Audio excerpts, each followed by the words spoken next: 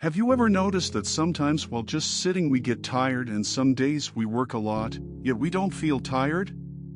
You can sit at home all day, but while sitting whole day we get exhausted and feel more tired. But if we play a game, exert ourselves by running, trying to tire our body gets tired, but after playing, we feel an energy surge, as if our whole body is awakened. If you look at it, this is contradictory in itself. Naturally, it should be like that. When a person plays, his body gets tired, so he should feel tiredness after playing. But after playing, there is a sense of freshness, as if the body's fatigue is lifted. And when the person is sitting empty that time, he is not exerting his body, he is relaxing. Then too, why he feels tiredness in his body? If you want to know the answer, then the answer is our mind dullness. As far as the body is concerned, tiring our body doesn't exert our mind, and if our mind is tired, then our body also don't respond. This alone happens when we sit idle. And the dullness of mind is called stress. Today, the story I am going to tell you will provide you with a complete understanding of stress. And if you understand stress, the elimination of sorrows in your life is certain, because sorrow is a result of stress. Let's understand stress through this story. First, please make sure to subscribe to this channel. Now, let's begin the story. This is the story of that time when Buddha was spending time in Mango Grove. That time the teachings of Buddha were spread to very distant places.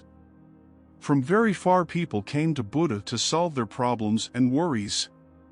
Similarly, when one day in Mango Grove Buddha was giving teachings to his disciples, Buddha noticed a middle-aged man came with his son aged around 23 to 24 was walking towards him. Buddha glanced at them and gestured them to sit for the teachings. After the teachings concluded, Buddha called the man to sit beside him. The jungle was lush green, and the weather was pleasant. The sounds of birds chirping echoed in the forest. Then, Buddha asked the man about the reason for their visit. The man replied, "O enlightened, I have brought my son to meet you after a 2-day journey. He always appears tired and exhausted. It seems like he has no life in his body, as if he is devoid of any living being. If we say anything to him, he gets angry over small matters. Even his eyesight has weakened before his age. His hair has started graying, and his baldness is increasing. I can't understand what is happening. How can he appear so old at such a young age? Buddha, I am very worried about my son. When I took him to the doctors, they prescribed some medication to reduce his stress. They said that he takes stress in his mind, and that's why he is in such a state. But even after their countless explanations, I couldn't understand the meaning of stress and how to eliminate it from his mind. To understand and remove his stress, I first need to comprehend what stress really is. That's why I have come to you, Buddha. Please solve my problem." Hearing this, Buddha looked at the young man with great attention. He observed his eyes, his face, and even checked his pulse. After seeing all these things, Buddha tells the man that no one wants to take stress, but still, stress grips people like termites. And the person doesn't even realize that they are living in stress. However, if that same person understands stress and creates a measure to gauge it, then they can know how much stress they are experiencing. With this knowledge, they can also find a solution to the problem. There are primarily 7 causes of stress. After that, Buddha says that first of all, we need to understand what stress is. When a person is trying to do something and their mind is wandering far away, or if they are lost in their imagination, then a distance is created between their body and mind.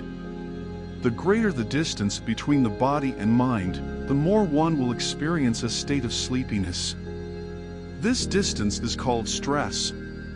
Why does a person feel energetic after playing a game?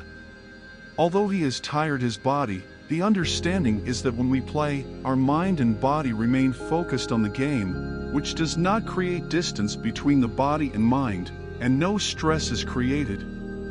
Instead, our stress is relieved.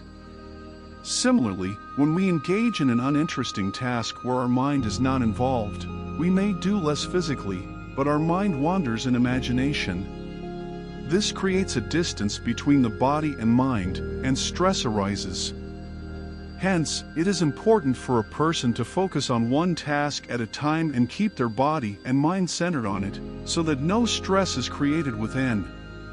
There are also certain main causes of stress. After that, Buddha says that if we understand these actions, then stress is not created within us. What primarily causes stress is ambition. Being ambitious can be a good thing, but have you ever noticed that a person's goals are never fully accomplished? Because a person doesn't have just one goal. When a person achieves one goal, another goal is established, and they continue to wander around in pursuit of their goals. Therefore, those who are overly ambitious, who strive for big goals, never live in the present. Their mind is always busy making plans for the future, while their body remains in the present. As a result, such individuals never truly experience the present moment. Their mind is always focused on the future, and this distance between the present and the future creates stress within them. The young man asks Buddha, it means that a person should not have any goals at all. Because setting goals is also a form of ambition. On this matter, Buddha says that it is not wrong to set goals in life. The problem arises when we become completely fixated on those goals. A person should learn to live in the present while pursuing their goals. Constantly strive towards your goals, but also have the awareness in your mind that you are living in the present moment. Then Buddha explains second main cause of stress, which is envy. Buddha says that when a person becomes full of envy and hatred, their mind starts to deteriorate. Envy is an internal wound, a wound of the mind, whereas the body's wounds can heal, but mind's wound can never be healed. Therefore, a person should never envy others' progress.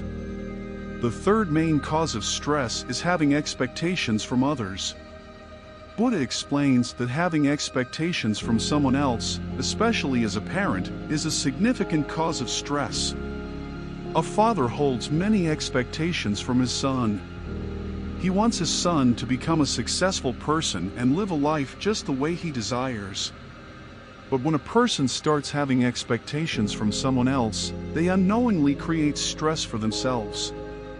Just imagine, if that same son doesn't live up to his father's expectations, he won't be able to become what his father wants. And then his father's mind will be filled with stress. That's why one should not have expectations from anyone, neither from others nor from oneself. Furthermore, Buddha mentions fourth main cause of stress, which is engaging in activities that lack interest. Even performing tasks without any interest can create stress in the mind. When we engage in something that doesn't capture our interest, our mind doesn't feel connected to it. We won't be able to put our mind into it, and our imagination will soar elsewhere. Our body will remain still, and due to the distance between our mind and the task at hand, stress is created. Therefore, a person should only engage in activities based on their interests. After that, Buddha said that physical pain is also a cause of stress. When a person experiences physical discomfort, their mind constantly thinks about that ailment, causing distress in their mind. The thoughts of pain reside in their mind and create stress. Hearing this, the person asked Buddha if physical pain can happen to anyone. Does that mean the person will always live with stress? Responding to this, Buddha said that it is a matter of contemplation that our lives are filled with various forms of suffering. As our age increases, diseases come, pain occurs, and eventually death also arrives. Suffering is an integral part of life. It comes to some earlier and to others later. And when a person starts understanding this, their mind will not take excessive stress by thinking about their illness. Because it is an integral part of life, and for that, a person should also practice physically to keep their body healthy for a long time. Also, know that one of the main causes of stress is not giving time to understand one's plans. Some people create a thought in their mind without understanding it and start doing tasks without thinking. And when they face failure in their work, they become filled with stress because they did not gather complete information about it before starting. When a person plans something, they should first think about the consequences of their actions. We should consider what we will do if the plan does not succeed.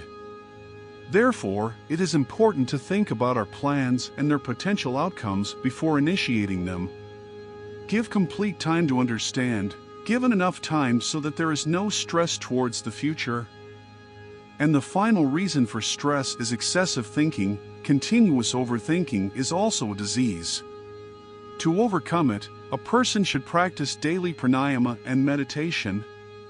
Hearing this, the person joined their hands and asked Buddha, "Buddha, my son is just 24 years old, and he doesn't have the understanding to follow all these things together. Please tell me an easy mantra that he can follow and stay stress-free." After listening, Buddha thought for a moment and replied, "There is a small technique for this.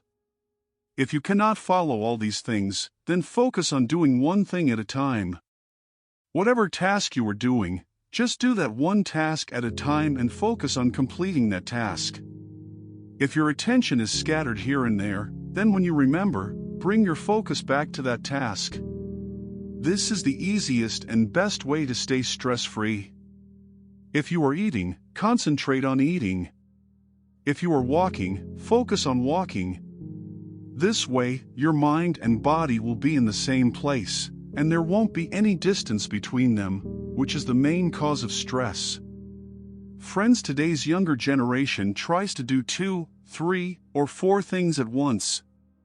For example, a person eats while watching television and also talks on the phone. And later, they say that they are stressed.